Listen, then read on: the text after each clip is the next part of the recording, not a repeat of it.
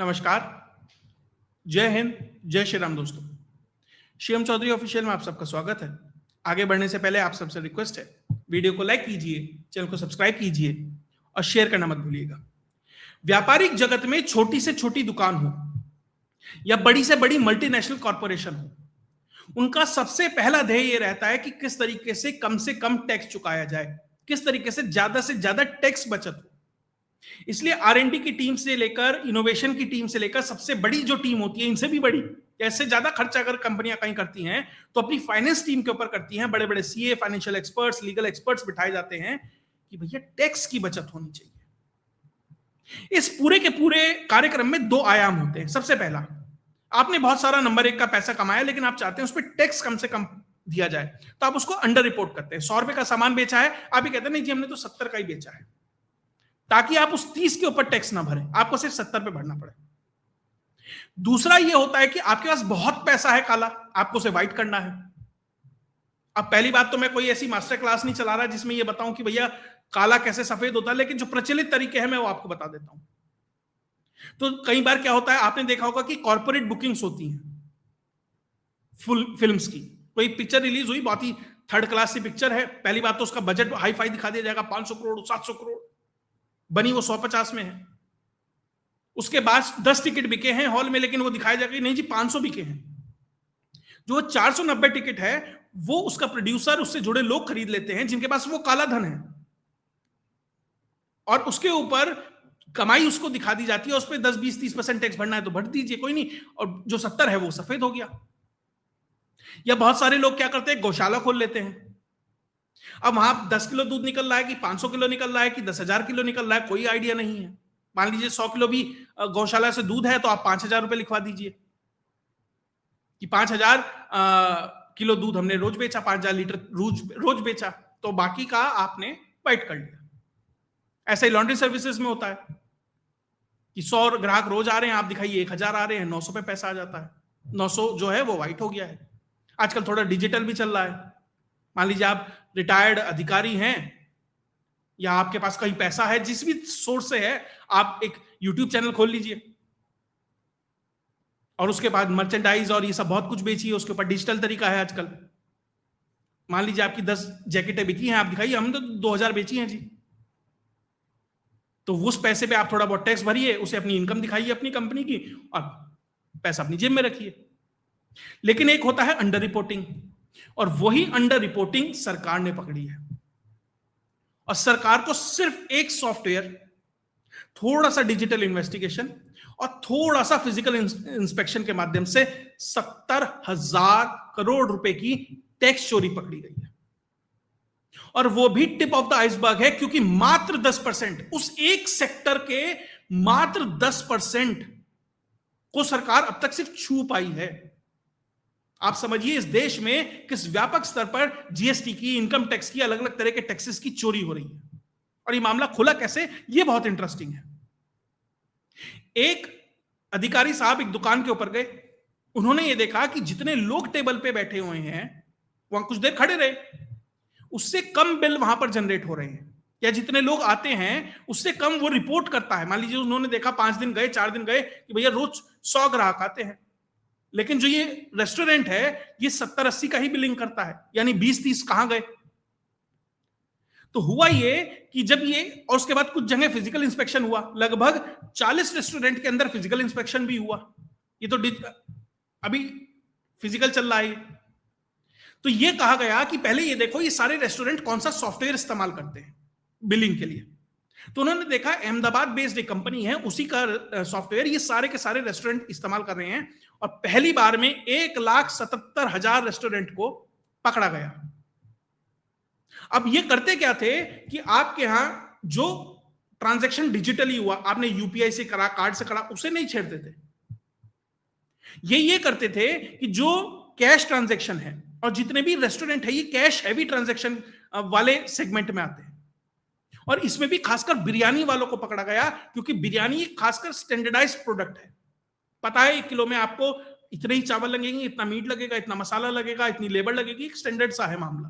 थोड़ा बहुत 5-10% ऊपर नीचे हो सकता है। तो इन सब रेस्टोरेंट को पकड़ा गया उस सॉफ्टवेयर के माध्यम से। अहमदाबाद बेस्ड कंपनी है, सॉफ्टवेयर का नाम नहीं बताऊंगा। तो वहां जब ये देखा गया तो 1,77,000 ऐसे रेस्टोरेंट मिले जो अंडर रिपोर्टिंग कर रहे थे। जो डिजिटल वाला सेगमेंट है उसे नहीं छेड़ते थे, जो कैश वाला सेगमेंट है उसमें क्या करते थे कि रोज मान लीजिए 50 ग्राहक ऐसे आए जिन्होंने कैश से काम किया, उसमें से 5 हटा दिए। किसी किसी रेस्टोरेंट ने तो पूरे दिन का कैश ही हटा दिया, किसी ने पूरा हफ्ता हटा दिया, किसी ने पूरा महीना हटा दिया। उन्हें लगा हमने डिलीट मार दिया है सिस्टम में से, गायब। लेकिन एक डिजिटल फुटप्रिंट पीछे रह ही जाता है, क्योंकि ये सारा डेटा क्लाउड पे सेव होता है और वहां जाकर डिजिटल फुटप्रिंट थोड़ा सा रह जाता है, कुछ ना कुछ आप वहां छोड़ देते हैं, अगर टेक्निकल भाषा में इस्तेमाल करूं बात। तो वहीं से एआई का इस्तेमाल किया गया। 2 महीने लगभग ये प्रोसेस चला और लगभग 7 दिन जो एआई है और जो फोरेंसिक एनालिसिस है उसने जो अपना कार्यक्रम किया, उसने ये 1,77,000 रेस्टोरेंट को पकड़ा जिनकी लगभग सेल 2,43,000 करोड़ रुपए थी, और जो इनके ऊपर बकाया बनता है वह है 70,000 करोड़ रुपए। और ये सारा का सारा डेटा लगभग 60 टेराबाइट था। एमबी होता है, फिर जीबी होता है, फिर टीबी होता है। अगर नॉर्मल इंसान इसे बैठ के देखता, इसे खंगालता, इसका एक निष्कर्ष निकालता, देखिए 60 टीबी डेटा को पढ़ना और उसका लॉजिकल कंक्लूजन निकालना एक अलग चीज है। उसमें शायद 5-10 साल लग जाते एक बड़ी टीम बिठाकर। एआई के माध्यम से मात्र 7 दिन के अंदर कंक्लूजन के साथ, ऐसा नहीं है कि सिर्फ डेटा को पढ़ा, उस डेटा को एक कंक्लूजन के साथ निकालना कि इसका मतलब क्या है, वहां से वो चीजें निकाली गई। और ऐसे 70,000 करोड़ रुपए की टैक्स चोरी लगभग 2.25 लाख रेस्टोरेंट से पकड़ी गई, जिसमें सबसे ऊपर अगर किसी का नंबर आता है तो कर्नाटक। और ये सिर्फ रेस्टोरेंट सेक्टर है, उसमें भी बिरयानी है, उसका भी 10% है, और कैश है भी कितने सारे ट्रांजैक्शन है, और फूड में ही कितना बड़ा मार्केट है, आप ये समझिए। अगर 10% है तो यानी कि 7 लाख करोड़ रुपए की चोरी तो मात्र इस सेगमेंट में से हो रही है। और उसके बाद जो नंबर तो आता है वो तेलंगाना में आता है, लगभग वहां पर 1,500 करोड़ की चोरी है, कर्नाटक में 2,000 करोड़ की है, तमिलनाडु है, आंध्र प्रदेश है, ये सब कुछ हुआ। उसके अलावा लगभग 13,000 करोड़ रुपए के डिलीटेड फ्रॉड बिलिंग्स हैं, और आंध्र प्रदेश और तेलंगाना में ही 3,734 पैन कार्ड पकड़े गए हैं, जिनकी वजह से लगभग 5,000 करोड़ रुपए की सप्रेस्ड बिलिंग की गई है। अभी एआई समिट हो रही थी, ग्लोबल एआई समिट, पूछ रहे थे लोग क्या हुआ। खैर एआई समिट का इससे कोई कनेक्शन नहीं है, लेकिन आप ये देखिए एआई कर क्या सकता है।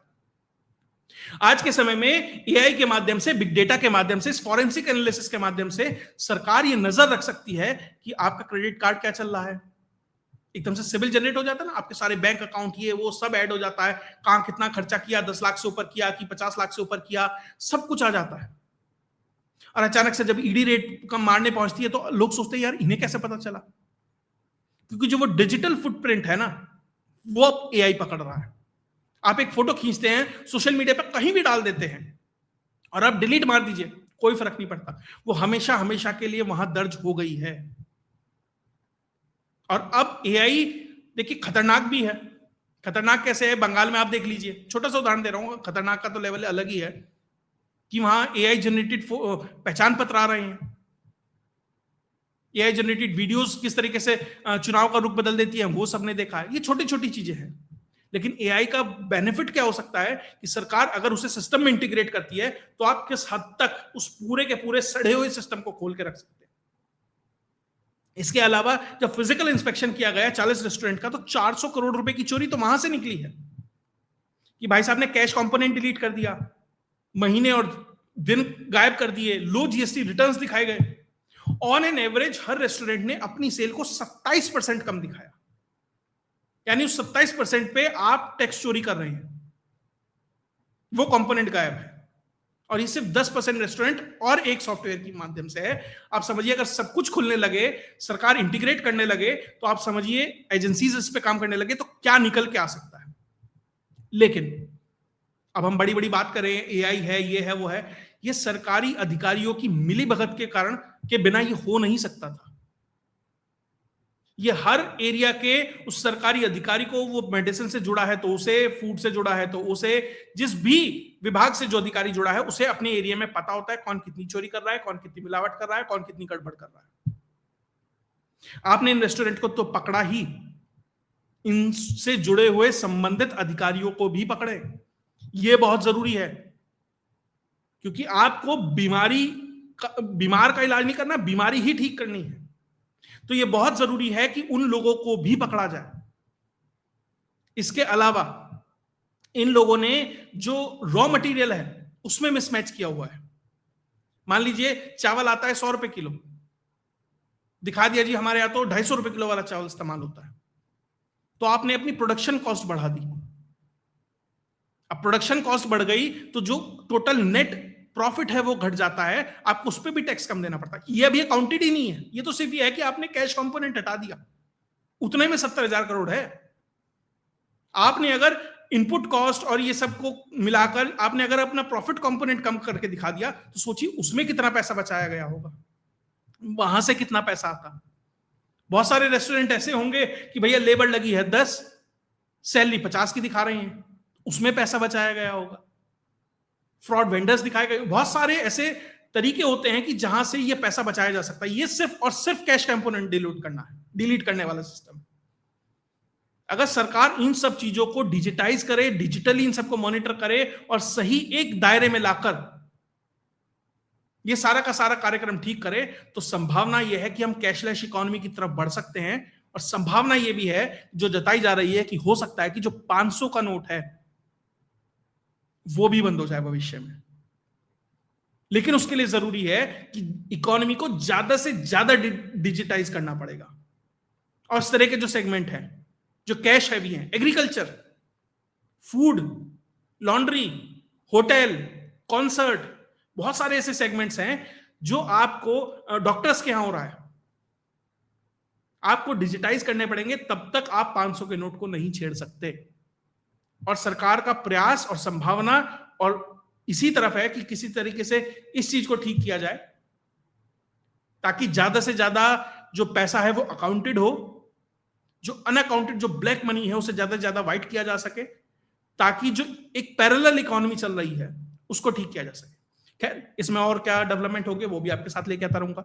अगर आपको वीडियो विश्लेषण अच्छा लगा तो वीडियो को लाइक कीजिए, चैनल को सब्सक्राइब कीजिए और शेयर करना मत भूलिएगा। जय हिंद, जय भारत।